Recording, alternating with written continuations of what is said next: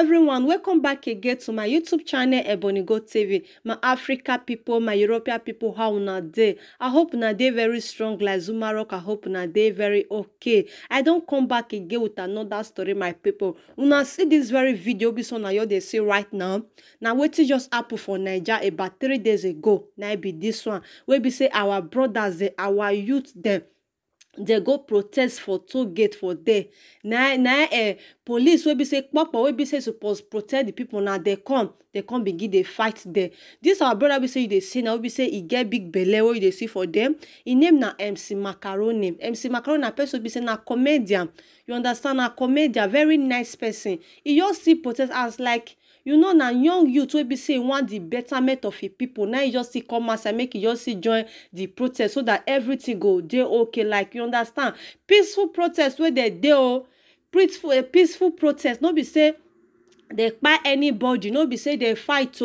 Now police come from one place. They come begin they maltreat. They see the way they do all of them.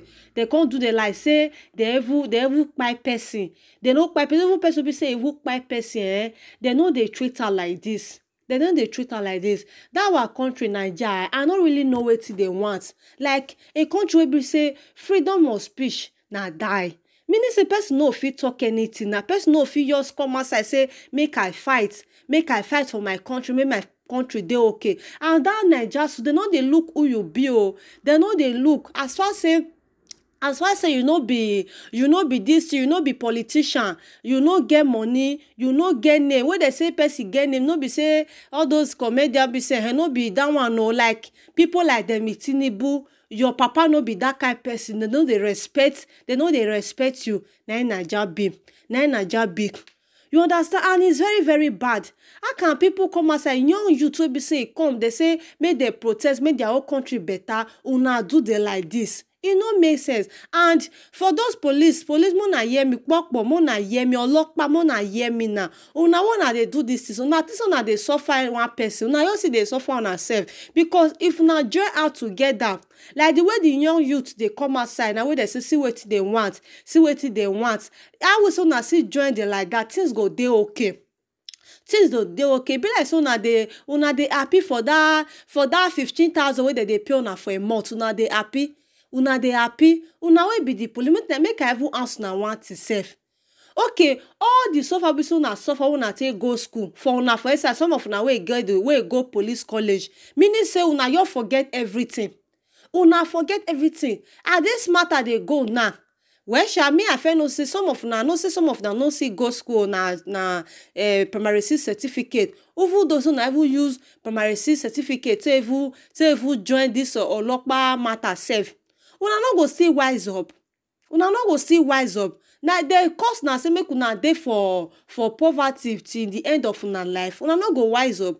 As all those boys they come outside now say that they do protest, they want make the thing better. Una go still join them. But I don't know wetin be una problem. I don't know. Nigeria will be saying a country where be say policeman will be say suppose they protect people. Go they guide one big man from one corner. You go they guide big man. Okay, as na so na get man 12 so. All those S-men where they waka Fulani S-men. One and not go they treat them like that. The one that they treat people will be say he want the betterment of the country. All those Fulani S-men, all those Boko Haram be say he don't they scatter the country for many years. He don't they kpai many people since then. One and not go carry the one and not go catch them. Why be said where they talk as na person be say they get power reach now they go they meet for fight. This one na they do it no good. All the military will be say they Naija. We know your what na they do so more na change because with like this it no go help anybody. See the way they all take do this, but now see the way they do they can't be like people will be say, you know, they say now it can't be like people be say they cash. Will be say the people will be say you go away commit murder. Even person be say if you commit like this, they know they do and like do be so not do they like this. So see the way they put all of the one place. See hot sun. See the way they sweat. The kind of sweat where they come outside for their body for this. So my eye, they cry. Tears they fall come outside from my eye. It no good at all. The one that they do something for that country, it no good. Meaning say if person papa no be Dangote, if person papa no be no be what they call this man self, Buhari, if person papa sef e no be ambassador, meaning say the person no go fit get voice take talk for Naija. No one dey tell person so na dey tell we so. Even wey be say we even dey diaspora sef, fear no go even let us wan go our country if at all sef. Fear with this kind of be say dey happen now, fear no go let us go because person no fit. Una no dey see other country, una no dey see outside people the way dem dey do their things, una no dey see am.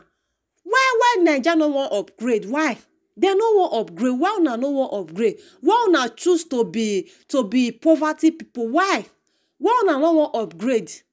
Hey God, who even swear for Naija? Who swear for that country? Make the person talk now. Make the person talk. We go beg. Anybody wey swear for Naija, make e talk. Mo go appease the gods because the things is getting out of hand. All those kind things wey be so na do now, those kind things wey be say the police dem, military, all kind of one thing wey dey the Nigeria, all those one dey do so na make problem no dey ever finish for that country. Na make kasala no dey ever dey finish for that country because una worst, both police both the politician, all of una worst pass anything. And una power say the power be so na take dey oppress the common people. Una no dey use am take dey oppress the politician like that. Una no dey use am dey oppress the politician. Okay, now see another thing now. Buhari now he don call the owner of Facebook, now he don call the owner of Instagram make dem dey delete Nigeria people account. And that kind thing no make sense. E no good. E no good. Why dey carry people dey go back? All the politicians, everybody, why dey carry people dey go back? Una dey carry people dey go to 1900. E no good. E no good at all. E no good. Una no dey see other country. Even commonly Ghana wey be say Nigeria even give light sef. Ghana sef come see better pass Naija. Ghana here wey be say Nigeria give them, and Nigeria give them light oh. Ghana sef come better pass Naija. Everybody now come dey gbaga dey go Ghana. Everybody now na Ghana, everybody dey run dey go. Everybody dey go Ghana. Ghana wey be say Naija tell that time say comot for our country, na Ghana now na everybody come dey go because if they go they will get rest of mind. Nigeria person no go even fit sleep. No go even fit sleep. Close eye. If they dey sleep na two eye open. Na who dey sleep na two eye open. Even when be say we will go diaspora now, na fear we go dey fear. E get one more be say comot for here now go as now. Na mopo e take dey guide itself dey go mopo. Because of those kind rubbish wey dey waka. Person no fit dey make e just do im own things. Commonly protest, peaceful protest. No be say all those boys even do bad thing now. Just protest say this is what we want, this is what we don't want. Now una just dey arrest, dey maltreat them like this. Even the one be say apple that be say una take by many people. Una never see talk about am o. Una never see talk about am. Una never talk am. Something I wey dey cry dey see road. I wey dey cry dey see road o. The one be say una do for Lekki toll gate that time una take by many people. Una think say una we don forget everything. Una still dey do another one now. Make una be careful This one be say una no wan change. So una wait for the law of karma. The law of karma dey call for una. Because this is very bad. How you go dey treat person pikin like trash, like goat? Even goat, they don't treat them like this. This is very painful. See the way they take put all of them like say they be sardine. See the kind sweat. They tie the like a Christmas goat. This is bad. So my people, I go end this my topic for here. Anything be say you think about this video, please drop your opinion. And for my whole subscriber, God bless you. My returning subscriber, God bless you. I so much appreciate you. Please don't forget to thumbs up this video, share, like, and comment. God bless you. So much I appreciate you.